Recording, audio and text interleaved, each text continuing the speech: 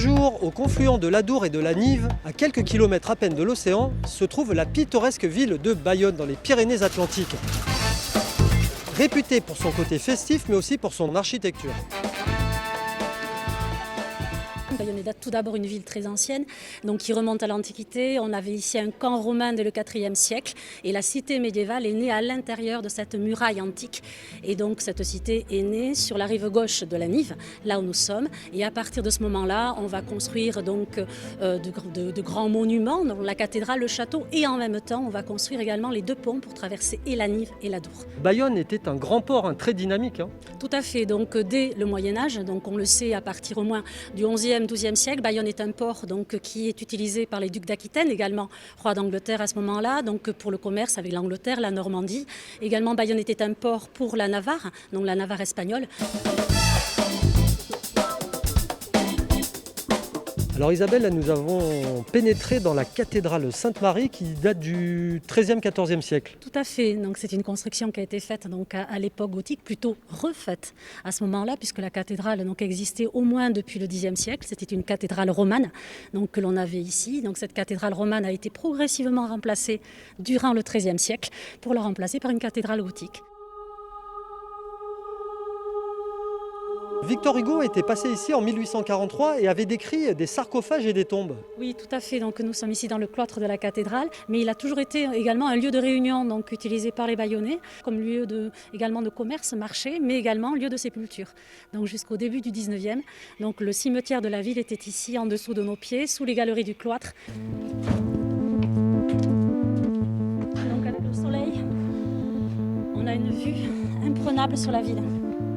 On a gravi les 200 marches pour arriver au sommet de la tour sud. Donc on est à peu près une quarantaine de mètres de hauteur et c'est vrai qu'on voit la forme de la ville, sa concentration.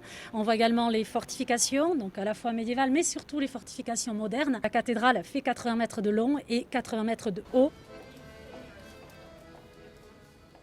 Ici, c'est la spécialité charcuterie, mais surtout le jambon de Bayonne, Cédric. Alors, il faut dire que vous êtes la 3e génération à la charcuterie au bar. C'est votre grand-père qui avait ouvert cette charcuterie. Voilà, tout à fait. C'est lui qui l'a créé en 1946, donc après la guerre. Et ensuite, il y a ma mère qui a repris. Et voilà, et moi, je suis la 3e génération. Cédric, là, on rentre dans la salle d'affinage. On voit alors des centaines de jambons. En fait, l'affinage, c'est la période pendant laquelle on laisse le jambon donc, à l'air libre chez nous, ce qui permet de développer un maximum d'arômes. C'est ça qui va donner un goût différent pour les jambons. Nous, on va sur des affinages plus longs pour aller chercher le goût. Le sel s'estompe et on va chercher justement cette variété de saveurs qui font que le jambon de Bayonne est un jambon très apprécié. Il est bon, il est bon, mais il est bon. C'est purement olfactif en fait, et c'est comme ça qu'on désigne un bon jambon de Bayonne, c'est à son odeur.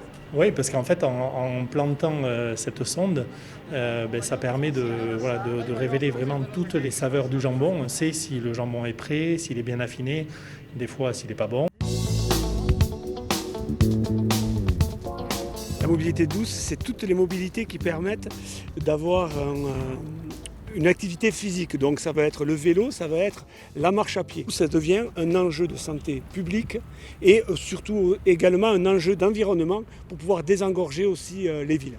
Plus de 44% des déplacements font moins de 3 km, donc on n'a pas besoin finalement d'une voiture. Nous avons vraiment cette volonté d'accompagner les gens vers cette transition, ce changement d'habitude, de paradigme, de dire que quand j'ai que 2-3 km à faire, je ne prends pas la voiture, je prends le vélo ou j'y vais à pied. Il y a également les navettes fluviales qui permettent de rejoindre l'océan qui est à peine à 6-7 km de Bayonne. Ça évite de prendre la voiture et de passer des heures interminables à essayer de trouver une place, alors que là, on préserve l'environnement grâce à son voyage et on voyage sur le fleuve Adour, c'est magnifique. Voilà, notre journée à Bayonne se termine. On se retrouve une prochaine fois sur d'autres chemins. À bientôt.